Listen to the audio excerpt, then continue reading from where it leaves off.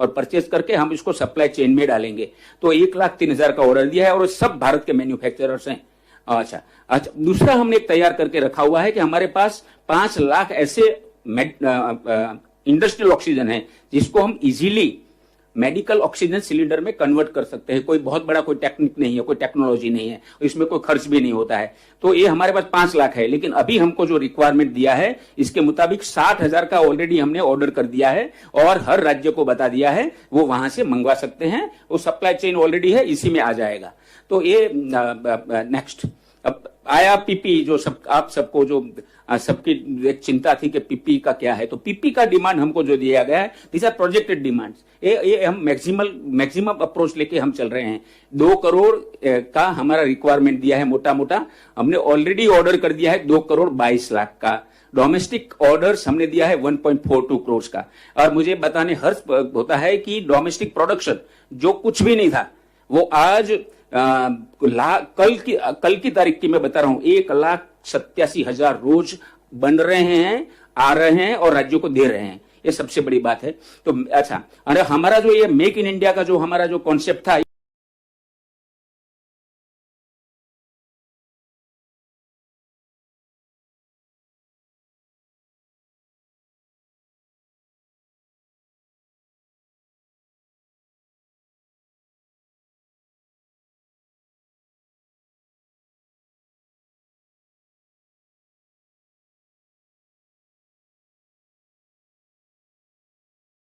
का।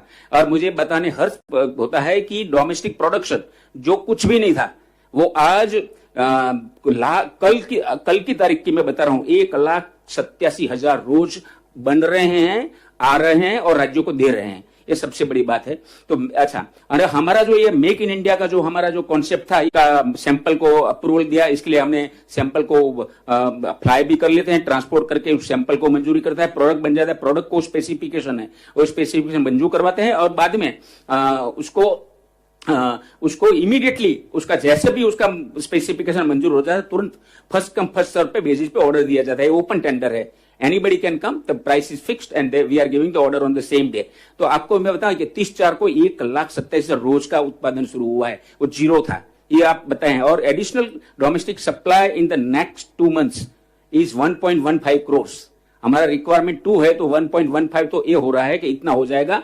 और हमने इंपोर्ट का 80 लाख का ऑर्डर दिया है और ये सब आना शुरू हो गया है हमने। तो अच्छा, तो ये हमने ये बताया कि आगे नेक्स्ट तो बताना ये चाहिए कि देखो इसमें हमने एक ही था, चित्रा करके एक लेबोरेटरी थी, हमने 15 दिन में 9 नए लेबोरेटरी बना दिए हैं। इसमें आप नाम पढ़ सकते हैं, institute of nuclear medicine and allied sciences Delhi, DRDA का defence research and development establishment Gwalior, ADRD aerial delivery research and development establishment Agra and 6 lab हैं। वो है ऑर्डिनेंस फैक्ट्री बोर्ड के, चेन्नई, मुंबई, मुरादानगर, कोलकाता और कानपुर में 2 है। पहले सबको कोयंबटूर जाना पड़ता था। कोयंबटूर हम एयर फ्लाइट को उनको स्पेशल एयर फ्लाई करते थे, वहां जाके बेंगलोर ले जाते थे। बेंगलोर से स्पेशल व्हीकल का अरेंजमेंट किया था वहां के, और वो व्हीकल से हम ले जाते, सिल्क बोर्ड के साथ मदद लेके व्हीकल रोज हम भेजते थे वहां। जो नया भी आया सैंपल उसका मंजूरी करवा के सेम दे के उसको फ्लाइट वापस लाते थे, उसका प्रोडक्ट को भी ऐसे ही करते थे और इमीडिएटली ऑर्डर देते थे। ये हमने एक अरेंजमेंट किया अभी। ये तो ये अच्छा, दूसरा बहुत अच्छा एक काम हुआ है कि डीआरडीओ ने 3 टाइप का new PU coated nylon polyester बनाया। ये हमारे सबसे बड़ा मटेरियल का बहुत बड़ा प्रॉब्लम था और ये इससे N95 का मास्क बनता है और उसका भी हमने ऑर्डर कर दिए हैं। उन लोगों ने भी डिलीवरी शुरू हो गया है इसमें। अच्छा, पीपीई में भी हमारे, मैंने आपको बताया कि ओपन टेंडर है, फर्स्ट कम फर्स्ट सर्व, जिसका भी स्पेसिफिकेशन मंजूर हो जाता है उनको इमीडिएटली ऑर्डर दिए जाते हैं। तो हम अभी तक हमको मिल गए हैं 21 लाख पीपी आ गए हैं और राज्यों को हमने दे दिया है। और अभी जैसा समझ आएगा, अब तो रोज बढ़ती जाती संख्या में, मुझे लगता है कि इसका कोई प्रॉब्लम नहीं रहेगा। नेक्स्ट, अच्छा, तो ये आप देख सकते हैं domestic PP production per day.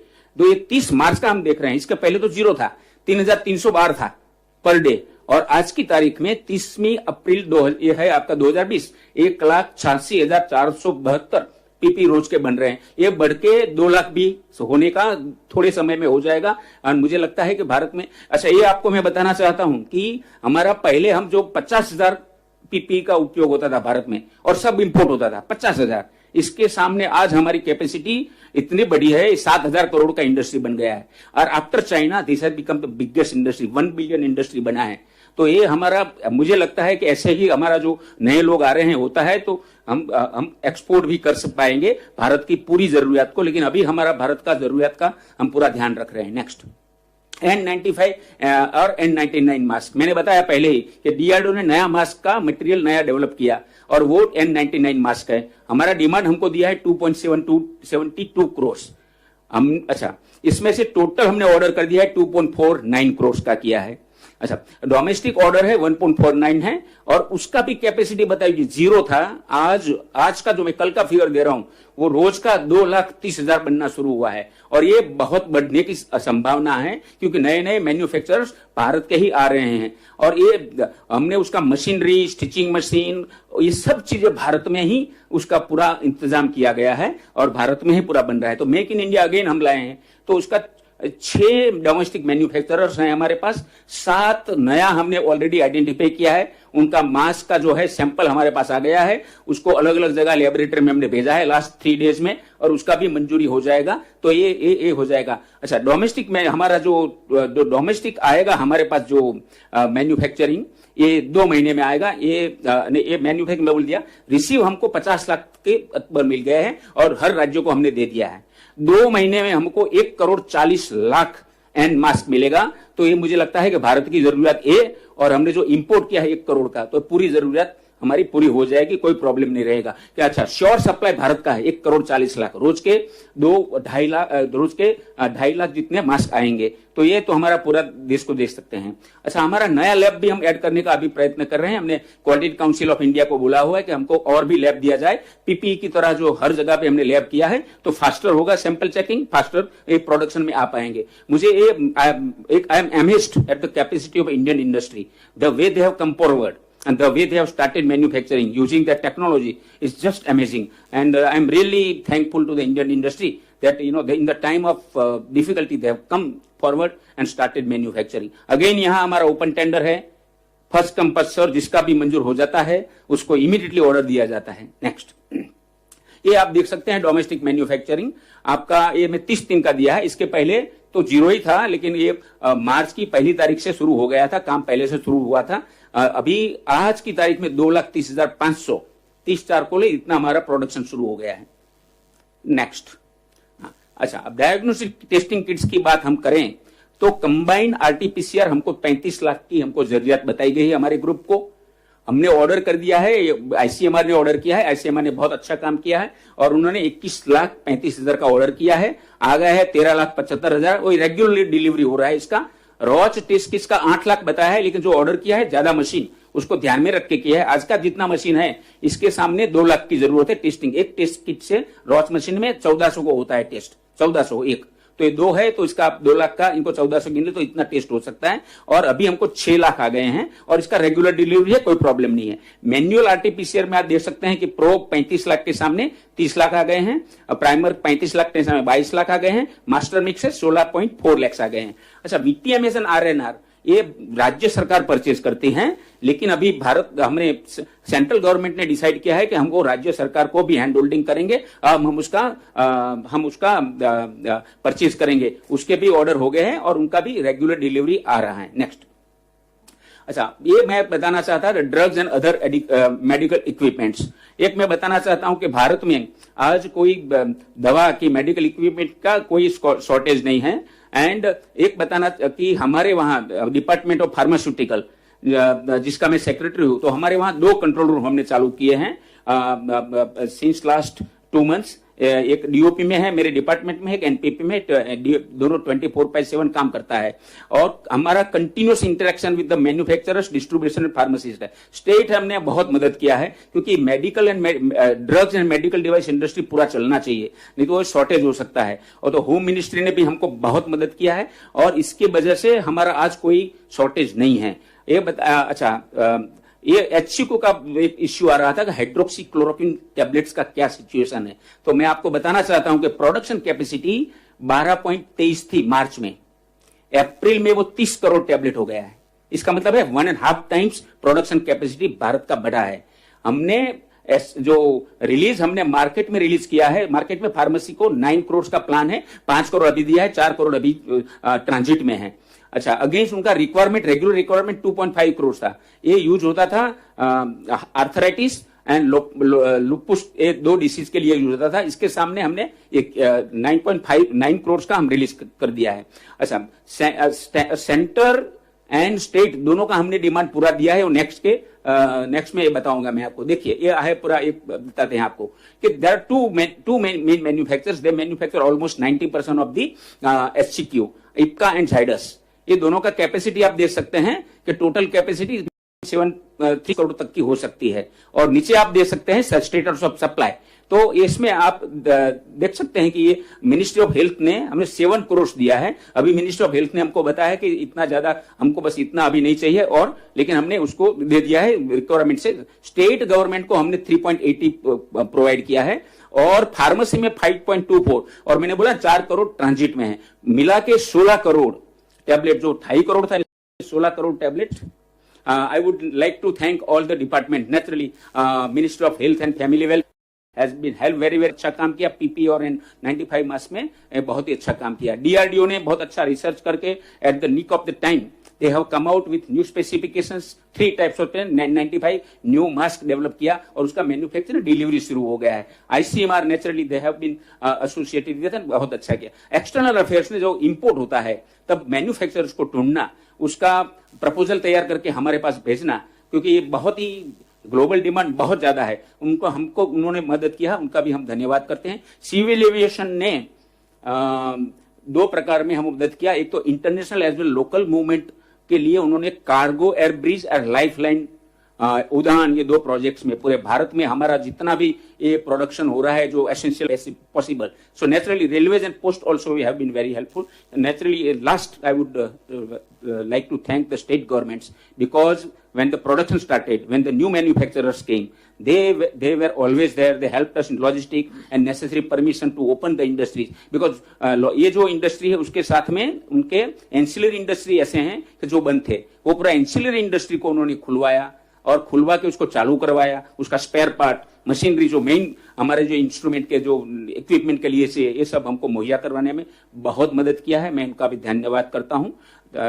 Next, so I would thank you very much, and I'm sure that we'll be able to meet the demand which our nation needs. Thank you. Thank you very much, sir, for the detailed presentation, and I think this is a assurance to every one of us that adequate medical supplies are available. We take online question. Will there be free movement of public transport in green zone areas? I think इसके लिए जो नई guidelines आएंगी उसका इंतजार करें, तब सब स्पष्ट हो जाएगा। Okay, mister Sanjay Sharma from. मेरा सवाल है सर, इंदौर से जितने भी अखबार निकलते हैं, आज उसमें आज एक बड़ी खबर छपी हुई कि सेंट्रल से जो टीम गई हुई थी इंदौर में कोरोना को रोकने के लिए, उसके बारे में लिखा गया कि सेंट्रल की टीम ने कुछ भी काम नहीं किया, सिर्फ बड़ी बड़ी बातें की और यहां से चली गई। I think these local inputs in the media, that is the reporting part. But अगर आपका specific question है तो you can ask the question. Otherwise, I think this is a media report and we'll take note of that. Next, Mr. Neelu.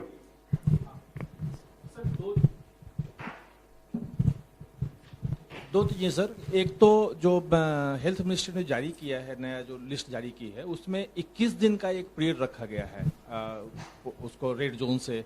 तो वो क्या है sir? क्योंकि पहले आप 28 दिन कहते हैं कि कोई ग्रीन जोन तभी बनेगा जब 28 दिन वहाँ कोई नया केस नहीं आए, तो 21 दिन का क्या है? और दूसरा सर कि जो डिस्ट्रिक्ट में जो आप जो कंटेनमेंट एरिया और बफर जोन, ये 2 बता रहे हैं, तो क्या बफर जोन के बाहर जो होगा वो ग्रीन जोन माना जाएगा, वो डिस्ट्रिक्ट के भीतर भी?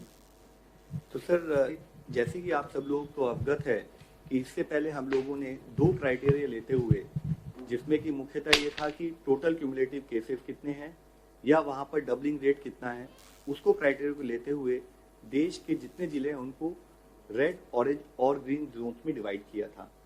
उसके बाद जैसे जैसे केसेस का नंबर बढ़ रहा है, जैसे जैसे हमारी रिकवरी रेट में चेंजेस आ रहे हैं, जैसे जैसे हमारी सैम्पलिंग रिक्वायरमेंट बढ़ रही है, तो एक नीड है कि हम जो हमारा सैम्पलिंग क्राइटेरिया उसको थोड़ा और, उसको जो हमारा आइडेंटिफिकेशन क्राइटेरिया है फॉर ए जोन, उसको थोड़ा और ब्रॉड बेस करें, उसको मल्टी फैक्टोरियल लेके जाएं, ताकि हर eventuality at the field level in terms of identification of the critical areas of intervention should be taken into consideration and no zone which can tomorrow become a problem for us should be missed out.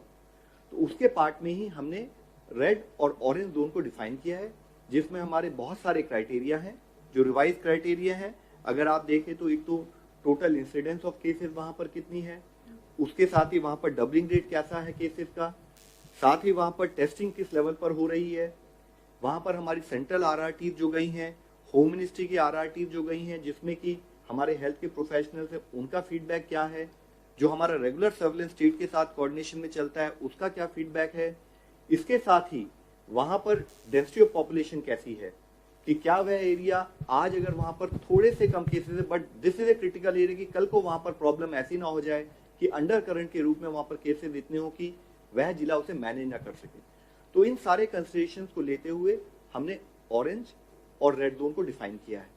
Now किसी भी एक particular जिले में अगर वहां पर इससे पहले वह रेड या ऑरेंज है, तो साथ में अगर वहां पर कंटेनमेंट एफर्ट्स अच्छे ढंग से चल रहे हैं, जिसका इम्पैक्ट आना शुरू हो गया है, तो हमने कहा है कि 21 दिन अगर उस जिले में कोई केस नहीं आता तो आप उसको रेड या ऑरेंज से निकालकर आप उसको ग्रीन जोन में कंसिडर कर सकते हैं। दूसरा विषय जैसे आपने बताया कि मुख्य फोकस ये है कि विद इन दीज डिस्ट्रिक्ट, जिसको हम रेड या ऑरेंज जोन बोलते हैं, वहां पर केसेस आए हैं, तो वहां पर हमें एक प्रोएक्टिव और स्ट्रिंजेंट मेथड में जाते हुए उनको कंटेन करना है। वहां पर जो भी वायरस स्प्रेड हुआ है सिस्टम में, उसको कंटेनमेंट जोन उसकी डिलीनेट करते हुए वहां पर उसको एक बड़े रूथलेस मैनर से वहीं पर चेन ऑफ ट्रांसमिशन को रोकना है, ताकि उस जिले में और उस जिले के बाहर वह ना फैले। तो ये इसी संदर्भ में मैंने आप लोगों को कंटेनमेंट जोन के प्रॉपर पैरामीटर्स के बारे में हाईलाइट किया था। अब कंटेनमेंट जोन के बाहर चाहे वह रेड डिस्ट्रिक्ट हो या वह ऑरेंज डिस्ट्रिक्ट हो, उसमें कुछ रिलैक्सेशन दी जा सकती है, जिसको कि ministry of home disaster management act के तहत नोटिफाई करेगी। Another online question, Delhi, Mumbai और पुणे, क्या इन शहरों में सोमवार से लॉकडाउन खुल जाएगा? I think this is speculative, we have to wait for the announcement, but if anything madam you want to add? Okay, We should wait for it. Mister Anu Mitra, Anand Vijay पत्रिका।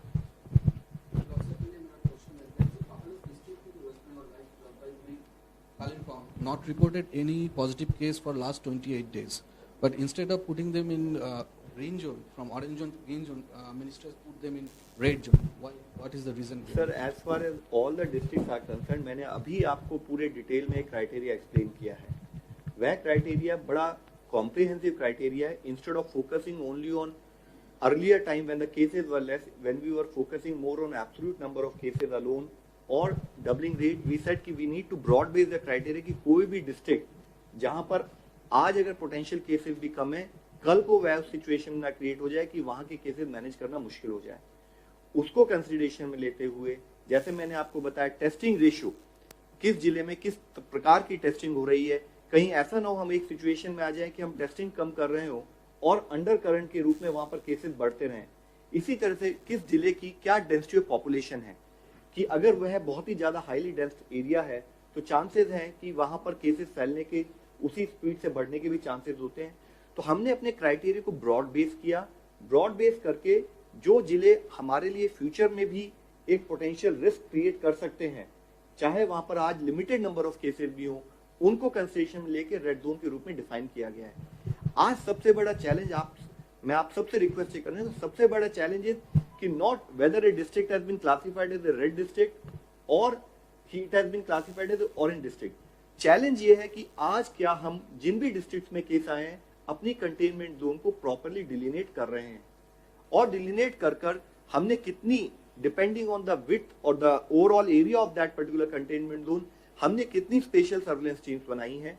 वह surveillance team day to day घर पे जाकर सर्वे कर रही है, नहीं कर रही है, क्या वह कोई केस छोड़ तो नहीं देती, जिसकी वजह से फिर अगर अंडर करंट के रूप में जो भी हमने एफर्ट्स किए हैं वह फेल हो सकते हैं। तो उसी के संदर्भ में जो हमारा मुख्य फोकस होना चाहिए वह होना चाहिए कि जहां पर भी केसेस आए हैं, वह चाहे रेड जोन डिस्ट्रिक्ट हो चाहे ऑरेंज जोन डिस्ट्रिक्ट हो, बिना किसी कोताही के वहां पर हम कंटेनमेंट एफर्ट्स को पूरे 100% उस मोमेंटम से, उस रिगर से करें कि वहां पर डिजीज फैल ना पाए। Last question, Mr. Neeraj, News 18.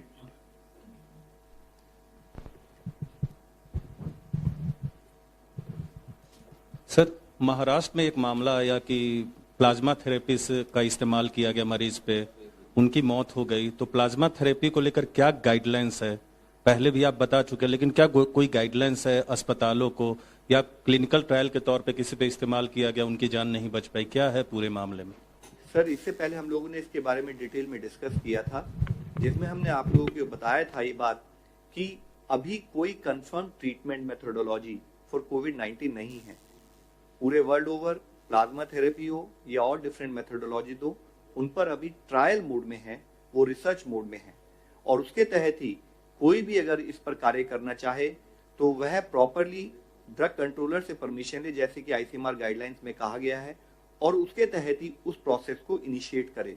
यह बहुत जरूरी है कि while we should remain hopeful, but we should not end up doing something which is contrary to the evidence. तो प्रॉपर एविडेंस बिल्ड करने की जरूरत है, उसको रिसर्च और ट्रायल के रूप में ही लिया जाना चाहिए और उसके तहत ही कार्य करना चाहिए। Thank you, friend. Thank you very much.